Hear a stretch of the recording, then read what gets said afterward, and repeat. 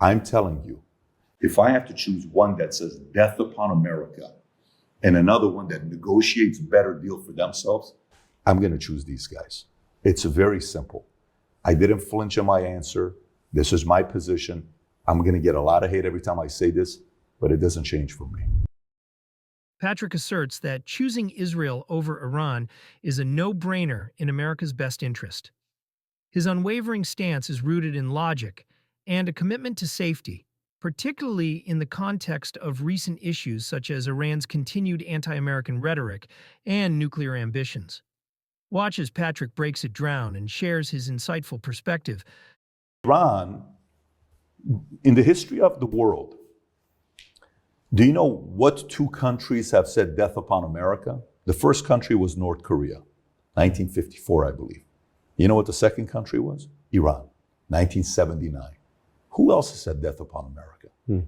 These two countries, North Korea and Iran, said death upon America. I used to live in Iran, and I would see 10,000 men flagellating their backs, blood on the ground, screaming, Marg bar Amrika, Marg bar Amrika. Marg, death. Bar, upon. Amrika, America. Death upon America. Marg bar Amrika. We had two channels. Every channel was about how America's the evil empire, everything. Israel's the evil empire. We were fed that every day. Israel, the little Satan, America, the big Satan. Always. Always. And if America's the big Satan, so is the rest of the West, all of the democracy. It was nonstop, right? So, yeah, I'm not negotiating with you, Iran. I'm just not. Zero desire to negotiate with you. I'm not trying to help you. I'm not trying to, accelerate your process of getting nuclear power. Not at all. Zero. Matter of fact, anybody that wants to do business with me can't do business with you. Patrick highlights Iran's disturbing history, from chanting death to America since 1979 to spreading anti-American propaganda. He shares his personal experience living in Iran and witnessing the government's toxic anti-Western narrative fed to the people through state-controlled media. This influence has devastated not just the perception of the West, but also the beautiful Iranian culture that existed long before 1979. Patrick also discusses the need to isolate regimes like Iran economically to curb their nuclear ambitions. His point about cutting off trade ties with nations that enable Iran is a strong one. Why should the U.S. or its allies turn a blind eye to countries funding a regime that not only chants death to America, but also actively destabilizes the Middle East? Pay attention to how Patrick contrasts Iran's hostile rhetoric with Israel's negotiating tactics.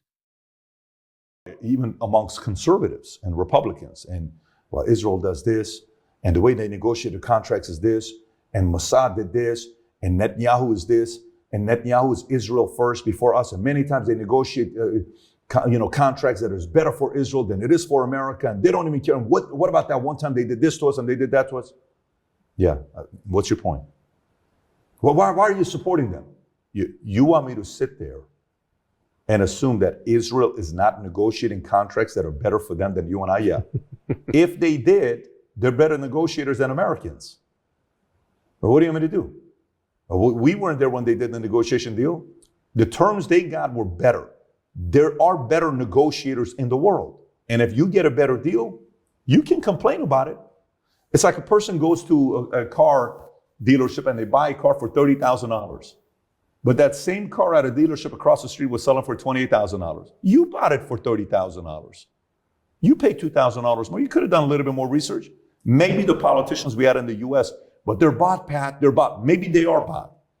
So then get rid of lobbyists. Yeah, but you know what? If you really bothers you, get involved in politics and do something about it. But during these terms, they've negotiated very good deals for themselves. Patrick praises Israel's ability to secure better deals, citing their negotiating skills as a key strength.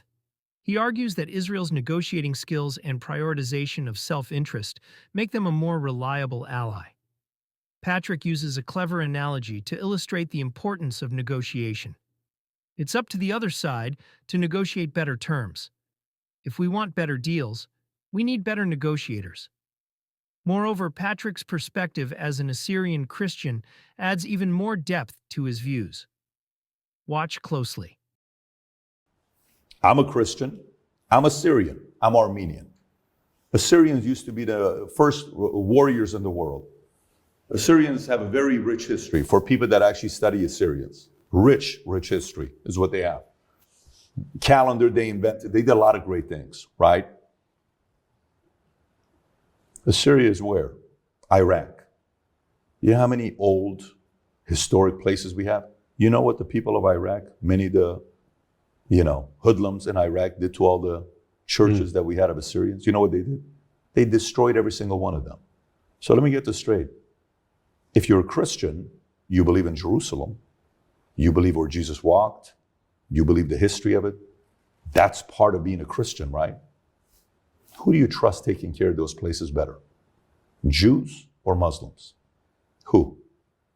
Do you want those places to be destroyed? It's a question you have to answer. You don't have to agree with it.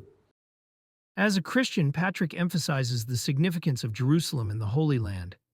The question of who better preserves historic and religious sites, Jews or Muslims, is a tough one.